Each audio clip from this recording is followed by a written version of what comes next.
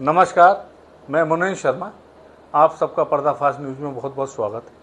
आज मैं बात करूंगा तमिलनाडु की राजनीति में बहुत बड़ा उलटफेर हुआ है। हमेशा ये राजनीति तमिलनाडु की डीएमके एडीएमके के साथ चलती रही। केंद्र में जो भी सत्ता रही, कभी किसी के साथ कभी किसी के साथ झूलती रही। लेकिन इसमें इस बार बहुत बड़ा बदलाव हुआ है। विजय गणपति जी के फादर ने 3 साल पहले पार्टी बनाई थी टीवी के। 2 साल से उन्होंने काम करना शुरू कर दिया और ये घोषणा भी कर दी कि मैं फिल्मों में काम नहीं करूंगा, मैं जनता की सेवा करूंगा। मुझे कुछ बात उनकी बहुत अच्छी लगी। तमाम मंचों पर उन्होंने कहा कि मैं अंबेडकर और पेरियार को एक समान मानता हूं। शिक्षा सबके लिए होनी चाहिए और सबको पढ़ना चाहिए। लेकिन उन्होंने जो सबसे बड़ी बात कही, आज तक देश में किसी ने नहीं कही। उन्होंने कहा जो भी आरएसएस और बीजेपी के साथ जुड़ेगा वो देश का गद्दार है। इन लोगों की क्या भूमिका थी स्वतंत्रता संग्राम में? वो चर्च भी जाते हैं, वो मंदिर भी जाते हैं, वो मस्जिद में भी जाते हैं और गुरुद्वारे भी जाते हैं।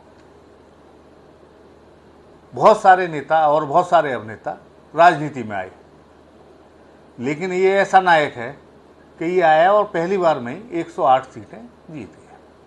उसके बाद बीजेपी और उनके तथाकथित राज्यपाल बार बार उनको लौटाते रहे कि भाई कांग्रेस ने समर्थन दे दिया है 108 और अब चलिए 108 में 2 सीट पे बोल रहे हैं, 107 तो 5, 112 पे हैं, 118 ही चाहिए। चलिए आज वो भी हो गया, क्योंकि बीजेपी चाहती थी कि एडीएमके के साथ वो सरकार बनाए और हमारे जो हम चाहें वो हो। परसों ही एक आदेश आया कुछ संपत्ति और कुछ पैसे को लेके विवाद में, उसमें परसों ही आदेश हुआ है कि उनकी जांच दोबारा की जाए विजय की। लेकिन मुझे एक बात समझ में आई आज, सिस्टम तो हमारा ब्रेक हो चुका है। और दूसरी बात ये समझ में आई कि 2004 से जो गठबंधन चल रहा था डीएमके के साथ कांग्रेस का, चिदम्बरम, खड़गे और दुनिया भर के नेता राहुल गांधी को समझाते रहे कि हम ऐसा नहीं कर सकते, 22 साल पुराने दोस्त को नहीं छोड़ सकते। राहुल गांधी ने कहा नहीं, अब समय बदल गया।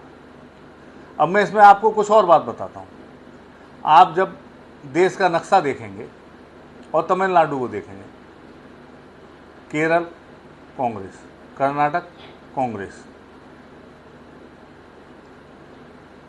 और तेलंगाना कांग्रेस, बीच में बचा कौन? आंध्र प्रदेश।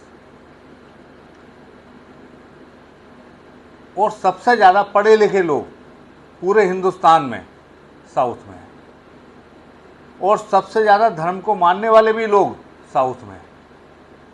ये भी आप समझ लीजिए, धर्म को भी सबसे ज़्यादा मानने वाले और सबसे ज़्यादा पढ़े लिखे लोग उन स्टेटों में बीजेपी को 2, 3, 4, 5 सीटें आती हैं। इसको आपको समझना पड़ेगा। और आज मैं आपसे इसलिए कह रहा हूं कि मुझे भी बहुत सारे लोग बताते रहते हैं, तमाम दुनिया भर के लोगों को प्रेशर था कि ये सरकार एडीएमके के साथ बने। लेकिन